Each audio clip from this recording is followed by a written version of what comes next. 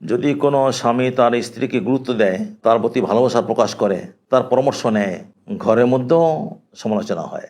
ভাই বোনরা বলে, বোন বলে যে আমার ভাই তো বউয়ের কথায় চলে, অনেক সময় মাও বলে যে আমার ছেলে বউয়ের কথায় চলে। বিষয়টাকে এইভাবে দেখা উচিত না। স্বামী তার স্ত্রীকে ভালোবাসবে, ভালোবাসা জরুরি, এটা ইসলামের শিক্ষা। স্বামী তার স্ত্রীর যৌক্তিক পরামর্শ নেবে, এটাও ইসলামের শিক্ষা। নবী করিম সাল্লাল্লাহু আলাইহি ওয়াসাল্লাম তেমন করেছেন। অনেক বড় বড় বিষয়ে, গুরুত্বপূর্ণ বিষয়ে তিনি আমাদের মায়েদের পরামর্শ নিয়েছেন, মায়েদের যৌক্তিক পরামর্শের মূল্য দিয়েছেন। এমনিভাবে স্বামীর এটা কর্তব্য যে তার স্ত্রীকে গুরুত্ব দেবে, কিছুতেই অবহেলা করবে না, কারণ সে তার জীবনের অংশ। তাকে অবহেলা যদি করে তাহলে জীবনের অর্ধেকই অবহেলা করা হয়ে যাবে। সে তার জীবনে সে সুখী হতে পারবে না। কর্মময় জীবন যাকে বলে, সেই জীবন তার হবে না স্ত্রীকে অবজ্ঞা করলে। তার ছেলেমেয়েও গড়ে উঠবে না। তাই জন্য খুব জরুরি যে স্বামী অবশ্যই তার স্ত্রীকে গুরুত্ব দেবে, তাকে ভালোবাসবে এবং তার যৌক্তিক পরামর্শ নেবে। এমনকি যদি সমীচীন মনে করে তবে তার উপার্জিত টাকাও তার কাছে রাখবে। এটাকে অনেক মা পছন্দ করে না, টাকা কেন স্ত্রীর কাছে রাখবে। তো অনেক সময় স্ত্রীর কাছে টাকা রাখাটা নিরাপদ। যদি স্ত্রী এরকমের সচেতন হয় তবে টাকাটা তার কাছে রাখাই নিরাপদ।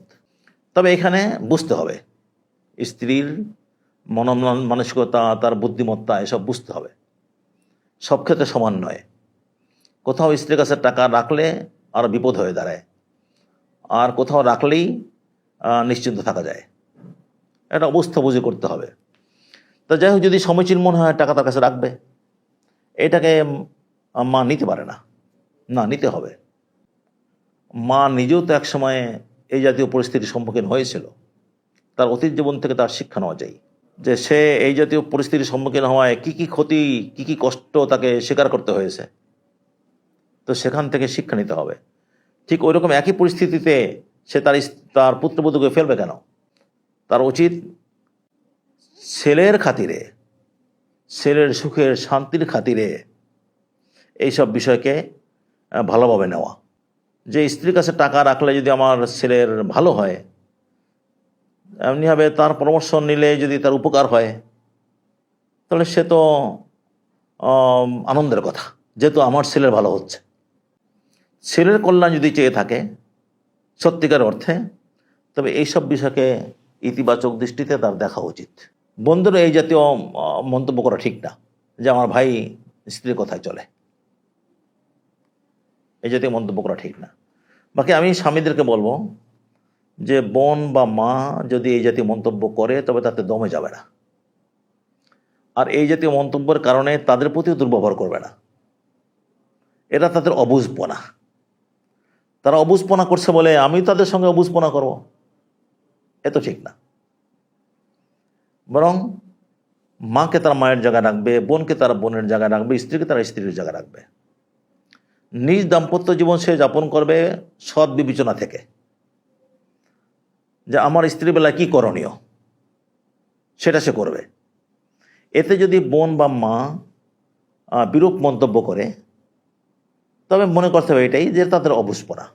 এই কারণে আমি তাদেরকে ছেড়ে দিতে পারি না এবং তাদের সঙ্গে দুর্ব্যবহার করতে পারি না। তাদেরকে আপন জায়গায় রেখে তাদের বেলায় যা করণীয় আমি তা করবো। পুরুষকে এমন হতে হয়, পুরুষকে অনেক বেশি উন্নত মানসিকতার হতে হয়, অনেক বেশি সহনশীল হতে হয়, অনেক বেশি উদার হতে হয়। সব কিছু থেকে ক্ষিপ্ত হয়ে গেলে সে চলতে পারবে না। মনটাকে অনেক বড় করতে হবে, সব নেওয়ার, সব কিছুকে নেওয়ার ক্ষমতা থাকতে হবে। মানে বোনের আচরণ, এটাকেও ওই জায়গা থেকে দেখতে হবে। বোনকেও তার জায়গায় রাখার মতো মন তার থাকতে হবে, মাকেও তার মনের ভিতরে ওই রকমের একটা ঐশ্বর্যের জায়গায় রাখার চিন্তা করতে হবে। প্রত্যেকে আপন আপন জায়গায় রাখা, এই ক্ষমতা যার নাই তো সে তো শান্তি পাবে না। যার জন্মগতভাবে নাই তার আস্তে আস্তে রপ্ত করতে হবে, সাধনা করতে হবে, চেষ্টা করতে হবে, যদি সে দুনিয়ার জীবনটাও সে সুখের করতে চায় এবং আখিরাতে নাজাত পেতে চায়। কারণ এ তো হকের মাসলাও। যদি তাদের মন্তব্যের কারণে সে দমে যায় তবে দেখা যাবে এই যে মায়ের হক আদায় করা হচ্ছে না, বোনের হক আদায় করা হচ্ছে না, কিংবা এরকম স্ত্রীর হক আদায় করা হচ্ছে না। তো প্রত্যেকের হক তো, প্রত্যেকের জায়গা মর্যাদা তো আপন আপন জায়গায় রাখতে হবে।